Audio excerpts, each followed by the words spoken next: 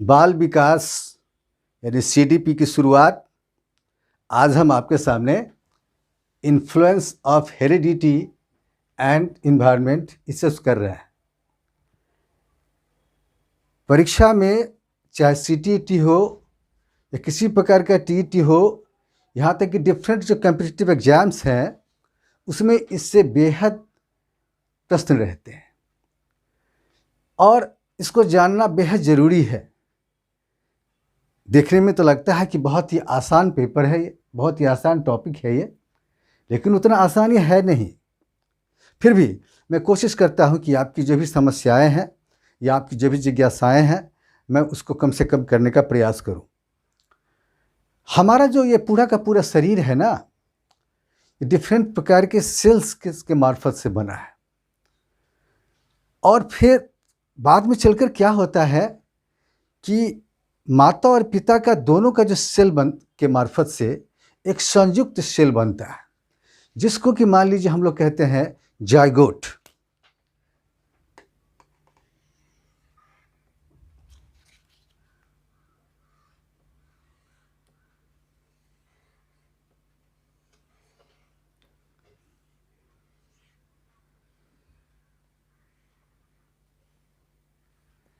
ये जो जायगोट होता है ना, ये संयुक्त रूप से माता और पिता दोनों के सेल इसमें विद्यमान रहते हैं और इसके जो बढ़ने का क्रम होता है वो 2, 2, 4, 8, 16,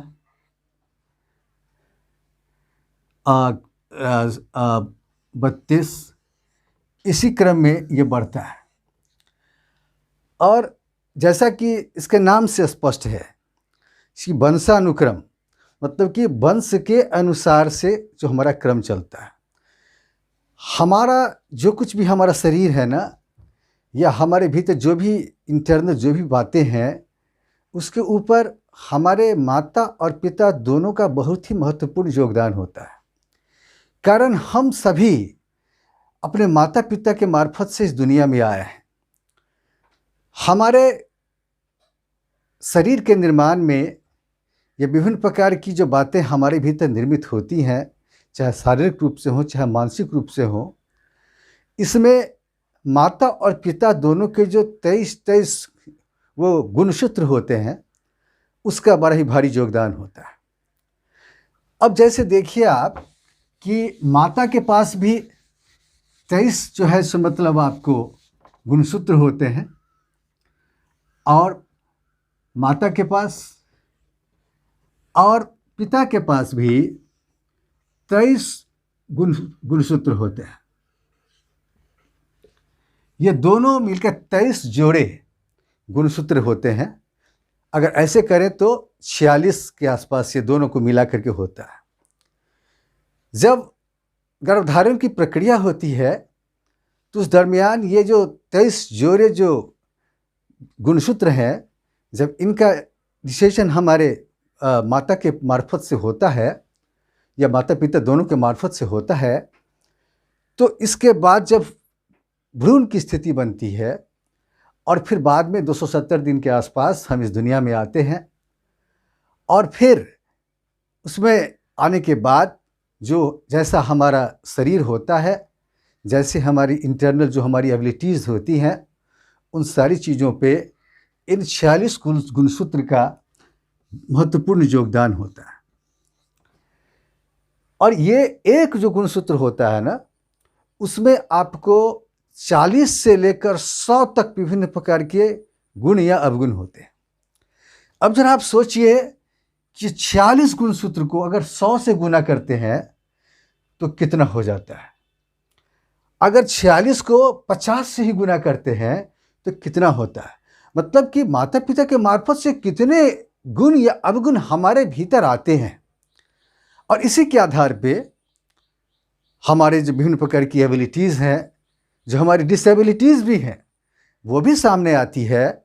और साथ साथ जो जैसा हमारा शरीर है वो हमारे माता पिता के ऊपर भी निर्भर करता है। हाँ, ये सच है कि बहुत सारे लोग ऐसे होते हैं जिनका कि शरीर अपने माता पिता से नहीं मिलता, एक्सेप्शनली ऐसा होता है। लेकिन जनरली ऐसा होता नहीं है।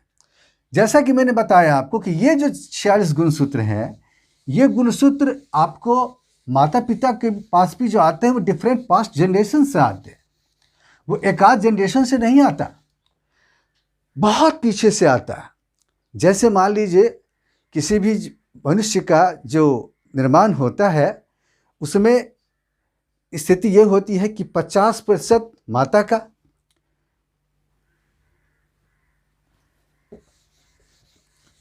50% माता के तरफ से गुणसूत्र आते हैं और 50% पिता के तरफ से आते हैं। माता और पिता के तरफ से आते हैं। और फिर ये माता पिता के भी जो माता पिता होते हैं, हमारे दादा दादी, हमारे नाना नानी, उनके नाना नानी, उनके पिता या माता, बड़ी दूर से आता है ये। और तब ये जो विभिन्न प्रकार से जेनेटिक ट्रांसफ़र होता है उसके मार्फत से जो है सो हमारा शरीर बनता है, या फिर विभिन्न प्रकार की जो हमारी एबिलिटीज़ हैं वो हमारे सामने आती है। तो इस प्रकार से हम इस दुनिया में आते हैं और डिफरेंट प्रकार से हमारे भीतर genetically different types of genes जो ट्रांसफ़र होते हैं गुणसूत्रों के मार्फत से, जो हमारा शरीर का निर्माण होता है, हमारे मन का निर्माण होता है, डिफरेंट प्रकार की एबिलिटीज़ डिसेबिलिटीज़ हमारे भीतर आती है, इसी प्रकार से आती है। अब जैसे आप देखिए कि आप में इसमें कह सकते हैं कि विभिन्न प्रकार के प्रश्न बन सकते हैं। जैसे कि माता के कितने गुणसूत्र होते हैं, पिता के कितने गुणसूत्र होते हैं, ज़ायगोट किसको कहते हैं, या फिर ये जो विभिन्न प्रकार के जो सेल्स बनते हैं या बढ़ते हैं वो किस क्रम में बढ़ते हैं, ये इस प्रकार के प्रश्न इसमें बनेंगे। और फिर आपको वंशानुक्रम के डिफिनीशन के बारे में कहा सकता है, क्या वंशानुक्रम का रियल डिफिनीशन क्या है, इसके बारे में आपको कहा सकता है। लेकिन कहने का तात्पर्य हमारा ये है कि ये इस प्रकार से जब हम दुनिया में आते हैं तो क्या होता है कि फिर उसके बाद हम जो भी परफॉर्मेंस देते हैं, जो भी क्रियाकलाप हम करते हैं, उसके ऊपर हमारी हेरिडिटी का ज़बरदस्त असर पड़ता है। आगे हम वातावरण की चर्चा करेंगे आपके सामने। अब जैसे देखिए कि हेरिडिटी के अंतर्गत डिफरेंट टाइप्स ऑफ जो वेरी इंपॉर्टेंट आपको लॉज हैं वो कौन कौन से हैं। जैसे पहले लॉ पे हम आते हैं कि पहला बीज कोष की निरंतरता का नियम। बीज कोष की निरंतरता का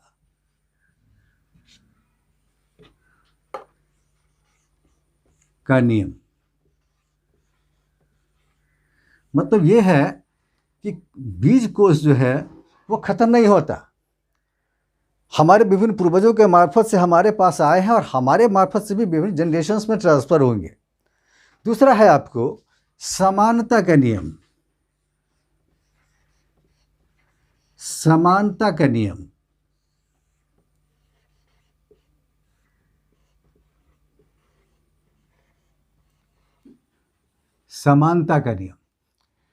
अब जनरली क्या होता है कि मैक्सिमम केसेस में पाया जाता है कि माता पिता जैसे होते हैं उसी प्रकार के उनके बच्चे भी होते हैं। इस प्रकार से ये समानता का नियम है। तीसरा है आपको विभिन्नता का नियम। जनरली देखिएगा आप कि जो माता पिता हमारे होते हैं उनके मार्फत से जो दुनिया में बच्चे आते हैं वो सारे बच्चे एक समान नहीं होते। वो सभी बच्चों में कहीं ना कहीं विभिन्नता होती है। विभिन्नता का नियम, उनके स्वभाव में डिफरेंस होता है, उनके विचार में डिफरेंस होता है, उनकी आईक्यू में डिफरेंस होता है, उनकी डिफरेंट टाइप्स ऑफ एबिलिटीज़ में डिफरेंस होता है, उनके कलर में डिफरेंस होता है, उनकी कदकाठी में डिफरेंस होता है। तो यह है कि विभिन्न प्रकार से विभिन्नता का नियम है। और एक चौथा जो सबसे महत्वपूर्ण नियम मैं आपको बताऊं कि वो है आपको मेंडल का नियम। मेंडल का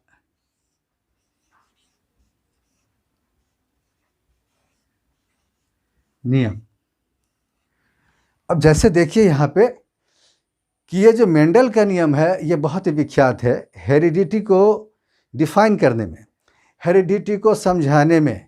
मेंडल के जो ये एक्सपेरिमेंट है ये बहुत ही सहयोगी साबित हुए। मेंडल एक पादरी था और उसने अपने गिरजाघर के बगल में उसने ज़मीन में छोटे और बड़े दो प्रकार के मटर को समान मात्रा में उसने बोया। देखा गया कि दोनों मटर को बोने के बाद जो पौधे आए और फिर से जो मटर निकले वो वर्णशंकर कैटेगरी के थे। फिर वर्णशंकर को फिर बोया गया तो फिर देखा गया कि उससे जो पौधे आए और उसके बाद जो उसमें मटर लगे और मटर को जब निकाला गया देखा गया कि जो फिर कुछ मटर छोटे थे और कुछ मटर बौने थे। उसका लगातार बोता गया और बाद में देखा गया कि जो हमारी हेरिडिटी है ना उसका क्रम आगे धीरे धीरे बढ़ता है और बाद में क्या है कि जो समानता के नियम जिसकी मैंने चर्चा की आपके सामने ये बिल्कुल जाहिर होता है। और मेंडल ने न सिर्फ उसने इस पर एक्सपेरिमेंट किया बल्कि मेंडल ने क्या कि चूहों पर भी एक्सपेरिमेंट किया, वो बड़ा ही प्रख्यात है। वो मेंडल ने क्या किया कि एक काले चूहे को और उजले चूहे को दोनों चूहे को साथ रखा और दोनों को साथ रखने के क्रम में क्या हुआ कि दोनों से जो बच्चे आए तो वो क्या हुए कि वो काले बच्चे आए।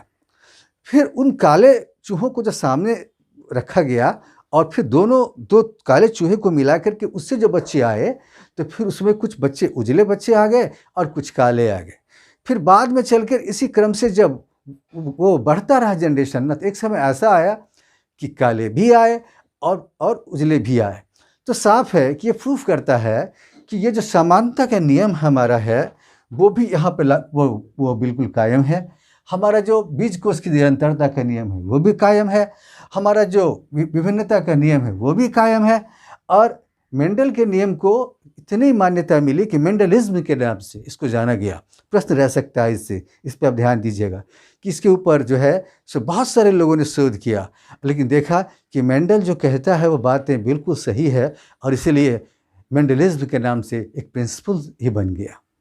अब हम आते हैं कि क्या होता है कि अगर मान लीजिए जो हेरिडिटी का बच्चे के ऊपर इफेक्ट क्या पड़ता है, जो विभिन्न प्रकार के जो हमारे बच्चे हैं उन बच्चों के ऊपर या फिर जो कोई भी है, हम हैं आप हैं कोई भी है, उसके ऊपर आपको हेरिडिटी का क्या असर होता है वो हमको देखना है। अब देखिए कि खासकर हमारी जो कुछ भी एबिलिटीज़ होती हैं, हमारी जो कुछ भी डिसेबिलिटीज़ होती हैं, हमारे जो भी क्रियाकलाप होते हैं, हमारी जो भी शक्तियाँ होती हैं उन सब पे हेरिडिटी का असर होता है। हमारे माता पिता का, हमारे दादा दादी का, हमारे नाना नानी का, हमारे विभिन्न प्रकार के पूर्वजों का इस पर असर होता है। जैसे देखिए कि पहला है कि आपको किसी भी बालक या बालिका या किसी व्यक्ति के ऊपर आनुवंशिकता के प्रभाव को का अगर आप चर्चा कीजिए तो पहला है आपको प्रभाव पड़ता है मूल शक्तियों पर।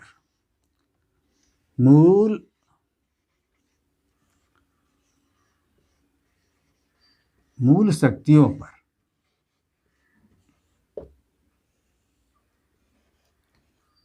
हमारी जो विभिन्न प्रकार की मूल शक्तियां होती हैं जो जेनेटिकली जिसको हम प्राप्त करते हैं, जिसमें वातावरण का कहीं योगदान नहीं होता, ये हमको कहाँ से मिलती है?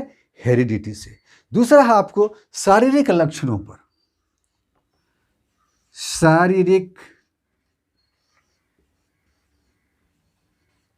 शारीरिक लक्षणों पर देखिए क्या होता है कि हमारे जो भी फिजिकल सिम्टम्स हमारे होते हैं ना उसके ऊपर आपको हमारे हेरिडिटी का असर होता है।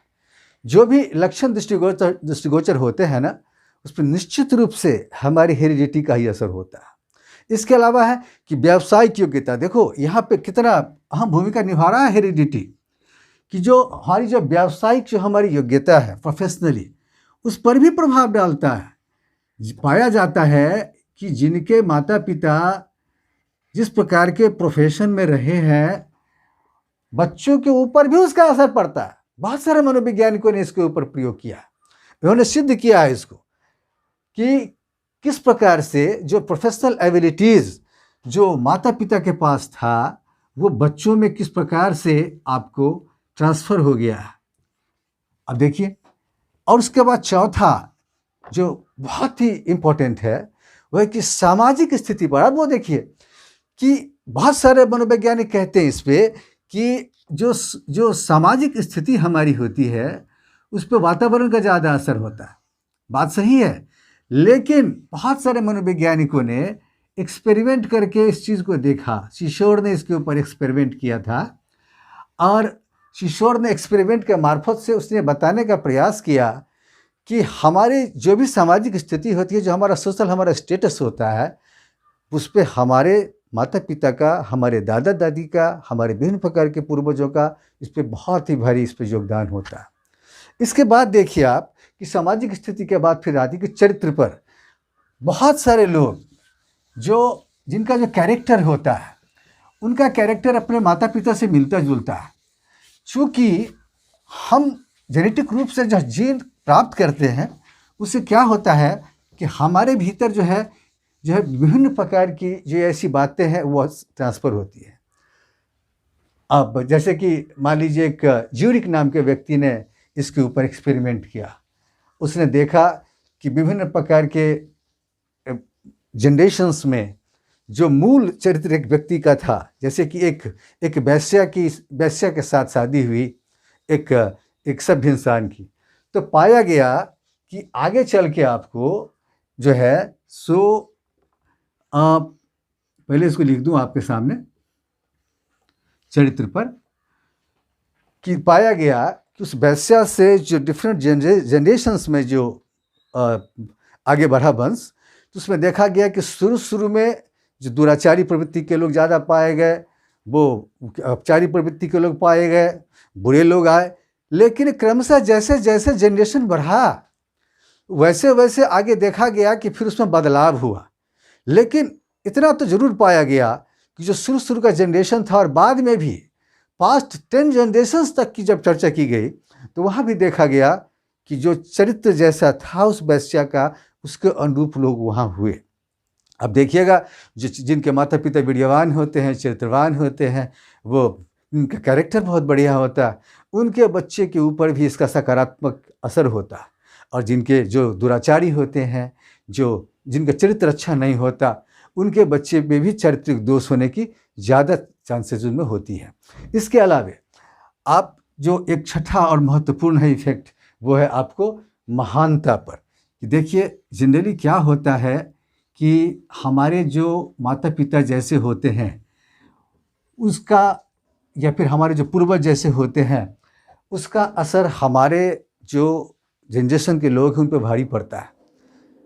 अगर माता पिता चारित्रिक रूप से हो या बौद्धिक रूप से हो, किसी प्रकार से अगर वो महान होते हैं ना, तो पाया जाता है कि जो डिफरेंट जनरेशन्स में भी बहुत ही महान व्यक्ति पैदा होते हैं। तो ये महानता भी जो है, ये भी हेरिडिटी के द्वारा भी ये बातें सामने आती है। इसके अलावे आपके सामने मैं महानता के बाद जो सबसे इम्पोर्टेंट है, महानता के बाद जो सबसे इम्पोर्टेंट है वो है आपको बुद्धि। यह आपको बुद्धि, इंटेलिजेंस। बहुत सारे मनोवैज्ञानिक जो चर्चा करते हैं कि किसी भी व्यक्ति के बौद्धिक विकास के ऊपर उसकी जो बौद्धिक क्षमता है, बौद्धिक प्रवीणता है, या जो उसका आईक्यू है, उसके ऊपर हेरिडिटी का ही असर होता है। बहुत यहाँ तक कि लगभग 75% साइकोलॉजिस्ट कहते हैं कि बुद्धि के ऊपर आनुवंशिकता का ही असर होता है। हालांकि जब मैं आपको वातावरण के बारे में डिटेल्स में बताऊंगा तो इस बात को क्लियर करूंगा आपके सामने, लेकिन निश्चित रूप से आनुवंशिकता का संबंध बुद्धि लब्धि के साथ है। पाया गया है डिफरेंट एक्सपेरिमेंट के माध्यम से कि जिनके माता पिता के बच्चे दुनिया में आए, तो उनके माता पिता की बुद्धि लब्धि जैसी थी, उनके बच्चे भी उस प्रकार के हुए। जैसे मान लीजिए कि किसी की बुद्धि लब्धि माता पिता की अगर 140 थी, तो पाया गया कि उनके बच्चों की बुद्धि लब्धि कम से कम आपको 110-120 के आसपास तो रही। आप कह सकते हो कभी कभी ऐसा होता है कि माता पिता की बुद्धि लब्धि कमज़ोर होती है, फिर भी जो बच्चे आते हैं दुनिया में उनकी बुद्धि लब्धि बड़ी प्रखर होती है। कभी कभी आप देखिए कि डिफरेंट टाइप्स ऑफ एबिलिटीज़ जो माता पिता के भीतर नहीं होती, नाना नानी के भीतर नहीं होती, वो दादा दादी के भीतर नहीं होती, वो एबिलिटीज़ आ जाती है। तो यही बात मैंने पहले कहा आपको कि ये निरंतरता के नियम के तहत मैंने आपको बताया था कि बीज कोष की निरंतरता का नियम जो, चूंकि जो हमारा आनुवंशिक रूप से जो हमारे भीतर जीन ट्रांसफर हुआ है ना, विभिन्न पास्ट जनरेशन से हुए। संभव है कि माता पिता के मार्फत से वो जीन आया जो माता पिता में प्रकट नहीं हुआ और उस बच्चे में प्रकट हो गया। तो कहने का तात्पर्य है कि निश्चित रूप से जो हमारा डेवलपमेंट होता है या बच्चों का डेवलपमेंट होता है, उसमें हमारी हेरिडिटी का ज़बरदस्त असर होता है। आगे हम आपके सामने फिर वंशानुक्रम के बारे के बाद आपके सामने हम वातावरण की चर्चा करेंगे, फिर उसको कंपेयर करेंगे कि और आपको बताने के इस प्रकार से प्रयास करेंगे कि आपको जो विभिन्न प्रकार के प्रश्न मिलेंगे परीक्षा में, उन प्रश्नों का आप समाधान कर सकें। देखिए, मेरी कोशिश रहती है कि आपका कंसेप्ट क्लियर हो जाए, आप गहराई से उसको समझ जाइए। प्रश्न क्या आएगा ये ना मुझे पता ना आपको पता, और फिर अगर कंसेप्ट आपका क्लियर है ना, तो फिर उसके बाद आपके लिए प्रश्न कैसे भी घुमावदार आएंगे, टेढ़े मेढ़े आएंगे, आप उसका जवाब बेहतर तरीके से दीजिएगा। फिर आगे हम दूसरे लेक्चर में या फिर जो दूसरे में जब हम आपके सामने आएंगे, तो फिर उसमें आपके सामने हम इन्वायरमेंट के बारे में चर्चा करेंगे और फिर दोनों को कंपेयर करेंगे और फिर आपको बताने का प्रयास करेंगे कि किसी भी व्यक्ति के ऑल राउंड डेवलपमेंट में उसकी हेरिडिटी का कितना परसेंटेज असर होता है और उसके इन्वायरमेंट का असर कितना होता है। फिर हम आगे डिफरेंट टाइप्स ऑफ जो हमारा जो सोशल इन्वायरमेंट है, हम उसके बारे में भी चर्चा करेंगे।